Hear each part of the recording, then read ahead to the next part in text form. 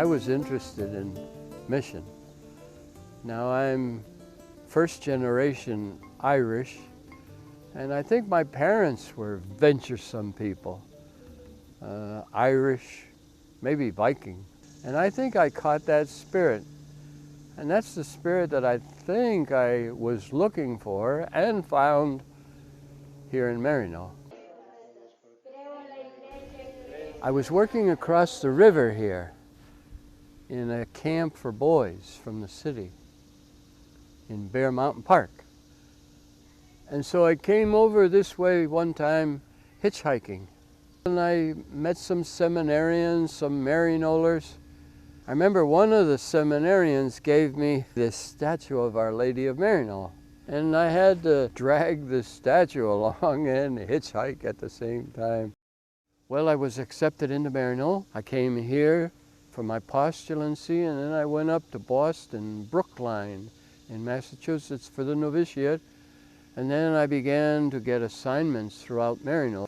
So it was a time of about 12 years that I spent working in the States. But then the good news, after that time, I received my assignment to Guatemala, and my life began. Then I began to work in different projects. We had a care project for school construction and programs such as health and nutrition. The conflict in Guatemala began very seriously in 1981 to 83.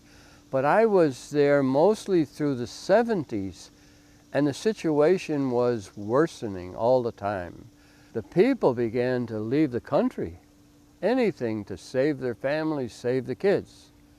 Actually, I was looking for this one little girl, Simona, if she survived the massacre in the area where they were living.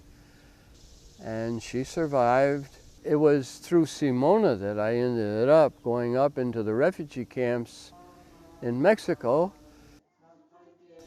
The bishop asked me, would you think about working with these Guatemalan people? You know the people. I hadn't planned on that, and I can't make my own assignments, but if you put it in writing, I'll take it back. And he did. And I went back to Guatemala, and they said, go for it. And so I went back to Mexico and began to live and work in the refugee camps. That's when it seemed like I began to find myself. I began to understand what is the work of a missioner, what is the work of a brother to accompany the people. And so that's how I got all engaged with the refugee movement, and that has become my life for the last 25 years. Either living in Mexico or living in Guatemala with the return refugees. Well, I am retired, but I'm still working. I mean, you can't abandon the people. You're sort of like an elder or a grandfather figure, and that's my family. Perhaps this is the most challenging time in my mission, letting go. I mean, it's one thing to go to mission. Oh, that's the happy part. And that brings you to life. But then after all these years and the kids growing up, you have to let go. Even families have to let go of their children and let them go and let them grow.